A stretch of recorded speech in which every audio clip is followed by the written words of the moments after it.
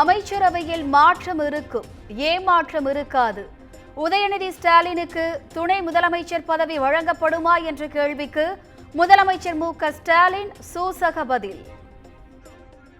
அப்புறம் அமைச்சர் உதயநிதி ஸ்டாலின் அவர்களுக்கு துணை முதலமைச்சர் பதவி அப்படிலாம் இருக்கு. நீங்களும் விரைவில் சொன்னதை செய்வோம் அப்படின்னு சொல்லியிருக்கீங்க. அதுக்கு ஒரு பதில்.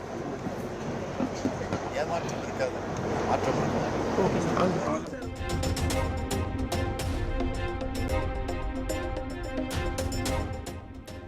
அமைச்சரவை மாற்றம் துரைமுருகனுக்கு ஏமாற்றமாகவும் உதயநிதிக்கு ஏற்றமாகவும் இருக்கும். பேசுவதெல்லாம் சமூக நீதி, ஆனால் கொடுப்பதெல்லாம் உதயநிதிக்கு என தமிழிசை சவுந்தரராஜன் விமர்சனம்.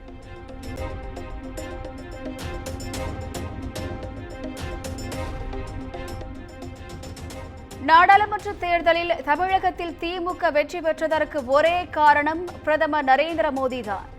சென்னையில் நடைபெற்ற பொற்கிளி வழங்கும் நிகழ்ச்சியில் அமைச்சர் உதயநிதி பேச்சு.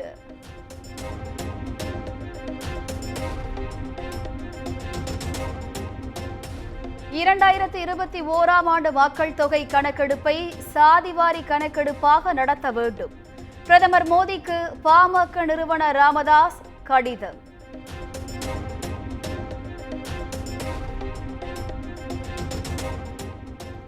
சென்னை உள்பட 11 இடங்களில் நடத்தப்பட்ட NIA சோதனை நிறைவு. தடை செய்யப்பட்ட ஹிஸ்புத் தஹ்ரீர் இயக்கத்திற்கு ஆள் சேர்த்த குற்றச்சாட்டில் முக்கிய ஆவணங்கள் பறிமுதல் என தகவல்.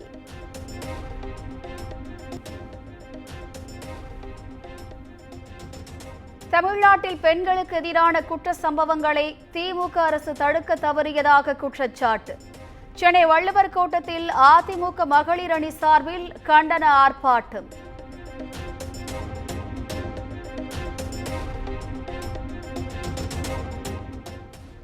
முன்னாள் அமைச்சர் வைத்திலிங்கம் மீது லஞ்ச ஒழிப்பு போலீசார் வழக்கு பதிவு. அவரது மகன் பிரபு மீதும் சொத்து குவிப்பு வழக்கை பதிவு செய்து நடவடிக்கை.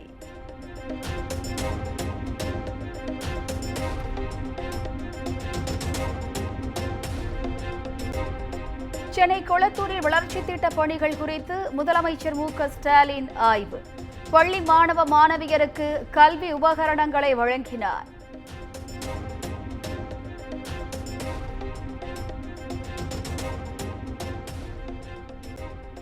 கலைஞர் நூற்றாண்டு நினைவை போற்றும் வகையில் கலைஞர் நினைவு கலைத்துறை வித்தகர் விருதுகள் அறிவிப்பு. கவிஞர் மு. மேத்தா, பின்னணி பாடகி பி. சுசீலா ஆகியோருக்கு வழங்கப்படுகிறது.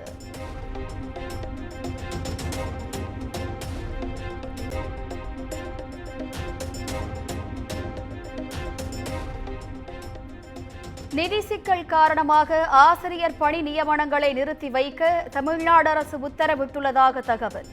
பட்டதாரி ஆசிரியர், இடைநிலை ஆசிரியர், கல்லூரி உதவி பேராசிரியர் பணியிட நியமனங்களின் நிலை கேள்விக்குறி.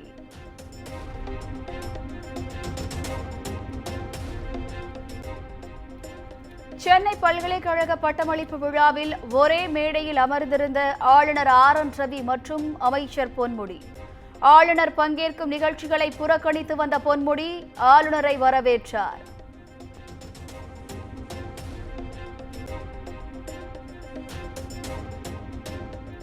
பள்ளிக்கரணை சதுப்பு நிலம், வேளச்சேரி நீர்நிலைகளை ஆக்கிரமிப்பாக உள்ள அரசு கட்டிடங்களை அகற்றி அதை கிண்டி ரேஸ் கிளப்புக்கு இடமாற்றலாம். தமிழக அரசுக்கு தென்மண்டல பசுமை தீர்ப்பாயம் யோசனை.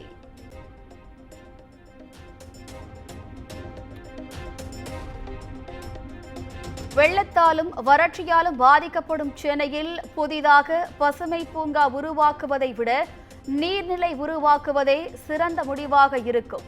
தமிழக தலைமைச் செயலாளர் கூட்டம் நடத்தி முடிவெடுக்கவும் பசுமை தீர்ப்பாயம் உத்தரவு.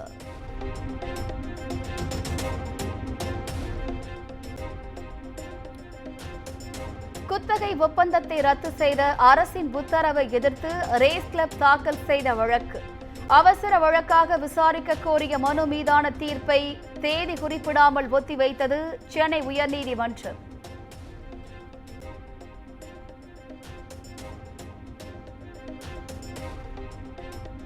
பழனி பஞ்சாமிர்தம் குறித்து இயக்குனர் மோகன்ஜி ஆதாரமற்ற வகையில் பேசியதாக அறநிலையத்துறை தொடர்ந்த வழக்கு.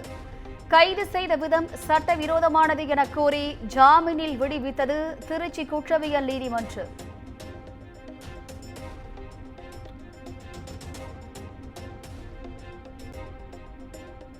மத்திய அரசின் செயல்பாடு கடன் வசூல் தீர்ப்பாயங்களையே அழிப்பது போல் உள்ளது.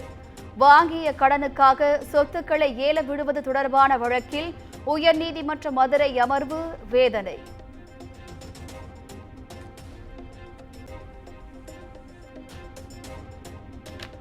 சம்போ செந்திலின் பெயரை கூறி அவரது கூட்டாளிகள் நாட்டு வெடிகுண்டுகளை வாங்கிச் சென்றனர். ஆனால் செந்திலுக்கும் தனக்கும் நேரடி தொடர்பு கிடையாது. ஆம்ஸ்டாங் கொலை வழக்கில் கைதான புதூர் அப்பு பரபரப்பு வாக்குமூலம்.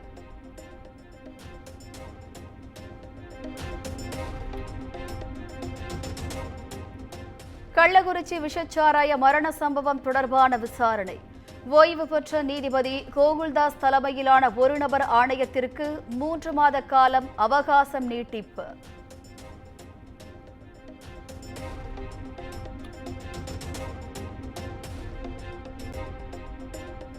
நாடு முழுவதும் மதுக்கடைகளை மூட மத்திய அரசு நடவடிக்கை எடுத்தால் மாநில அரசு ஒத்துழைக்கும். மதுவிலக்கு ஆயத்தீர்வை அமைச்சர் முத்துசாமி உறுதி.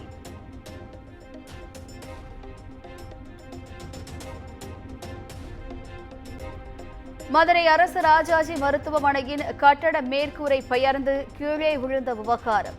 கட்டட சீரமைப்பு குறித்து அறிக்கை தாக்கல் செய்ய உயர்நீதிமன்ற மதுரை அமர்வு உத்தரவு.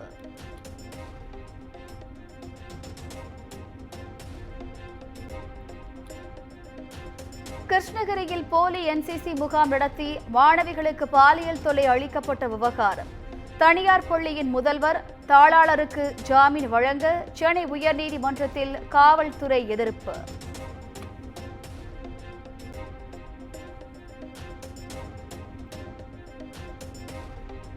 தாமிரபரணி ஆற்றில் கழிவுநீர் கலப்பதை முற்றிலும் தடுக்க உயர்நீதிமன்ற மதுரை அமர்வு உத்தரவு.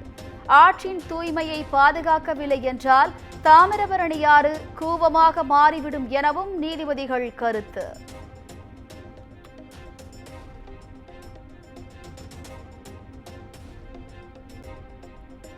மனைவி ஆர்த்தி மீது அடையாறு துணை ஆணையர் அலுவலகத்தில் நடிகர் ஜெயம் ரவி புகார்.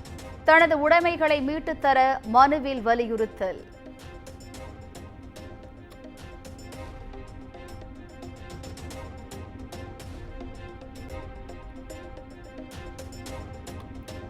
சென்னை மடிப்பாக்கத்தில் உள்ள தனியார் பள்ளியில் அதிக கட்டணம் வசூலிப்பதாக புகார்.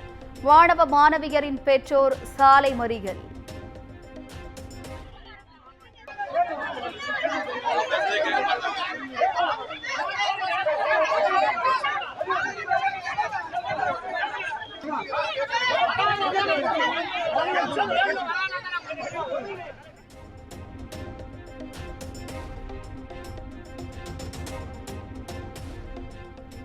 கூடலூரில் 15க்கும் மேற்பட்ட சித்தா கிளினிக்குகளுக்கு சீல்.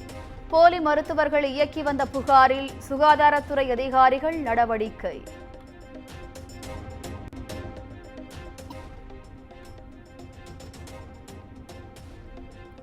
உதகை அருகே ஆதரவற்றோர் இல்லத்தில் முதியவர்களை அடித்து துன்புறுத்தியதாக புகார். 2 நாட்களில் ஆட்சியரிடம் அறிக்கை சமர்ப்பிக்கப்படும் என கோட்டாட்சியர் பேட்டி.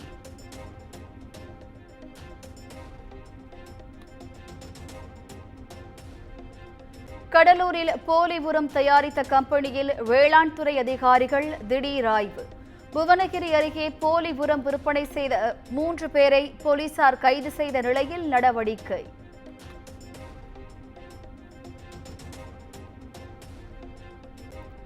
தனது வீட்டை பாதிக்கும் வகையில் அருகே கட்டுமானம் மேற்கொள்வதற்கு தடை விதிக்க கோரி திரிஷா தொடர்ந்த வழக்கு.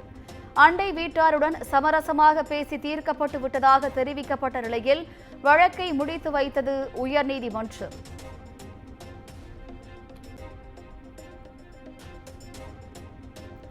வங்கக்கடலில் புதிய காற்றழுத்த தாழ்வு பகுதி உருவானது. தமிழ்நாட்டில் வருகிற 30ஆம் தேதி வரை மிதமான மழைக்கு வாய்ப்பு.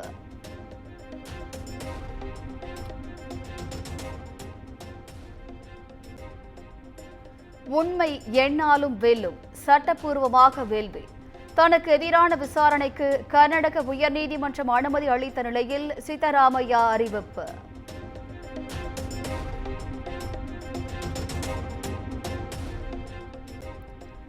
மலையாள நடிகர் சித்திக்கு எதிராக கேரள காவல்துறை பிடிவாரண்ட். பாலியல் வழக்கில் முன்ஜாமீன் தள்ளுபடி செய்யப்பட்ட சில மணி நேரத்தில் நடவடிக்கை.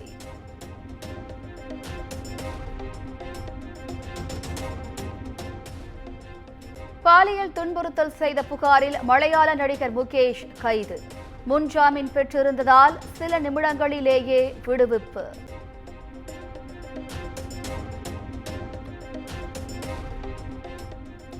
குஜராத்தில் பிரபலமாகும் நோக்கில் ரயிலை கவிழ்க்க முயற்சி.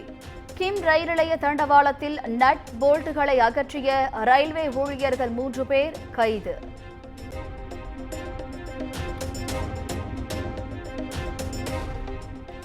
திருப்பதி லட்டு குறித்து அவமரியாதை செய்ததாக ஆந்திர துணை முதலமைச்சர் பவன் கல்யாண் புகார்.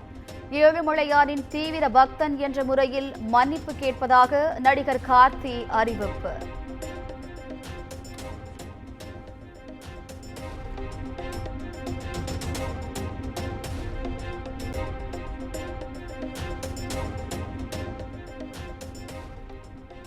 குற்றம் கூறுவதை விடுத்து நேருக்கு நேரான விவாதத்திற்கு வர தயாரா? லட்டு விவகாரத்தில் தனது கருத்தை விமர்சித்த பவன் கல்யாணுக்கு பிரகாஷ் ராஜ் பதிலடி.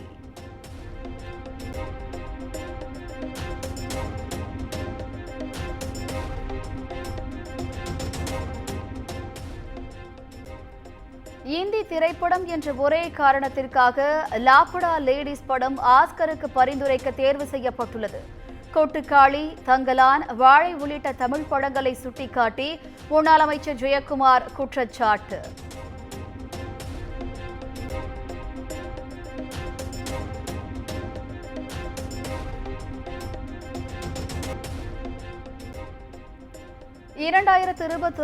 ஆண்டு ஐரோப்பிய GT4 சாம்பியன்ஷிப் கார் பந்தயத்தில் பங்கேற்க அஜித் ஆர்வமாக உள்ளார்.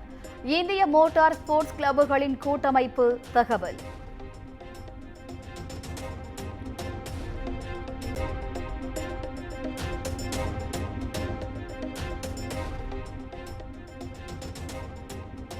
மணிரத்னம் இயக்கத்தில் கமல்ஹாசன், சிம்பு ஆகியோர் நடித்த தக் லைஃப் திரைப்படம் படப்பிடிப்பு நிறைவுற்றதாக படக்குழு அறிவிப்பு.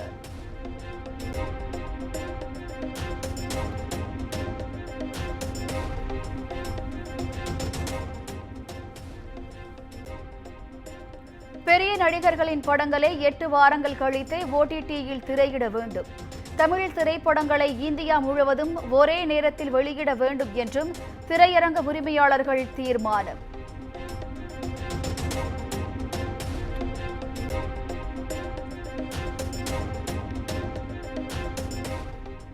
திரைப்படங்களை 24 மணி நேரமும் திரையிட அனுமதிக்க வேண்டும் என திரையரங்கு உரிமையாளர்கள் சங்கம் தீர்மானம்.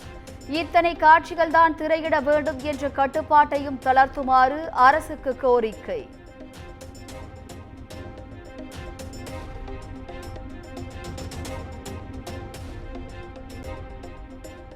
இனி என் இசை பயணம் தலைநகரில் மட்டுமல்லாமல் தமிழ்நாட்டில் உள்ள அனைத்து ஊர்களில் நடைபெறும். இசைஞானி இளையராஜாவின் எக்ஸள பதிவால் உற்சாகத்தில் இசை பிரியர்கள்.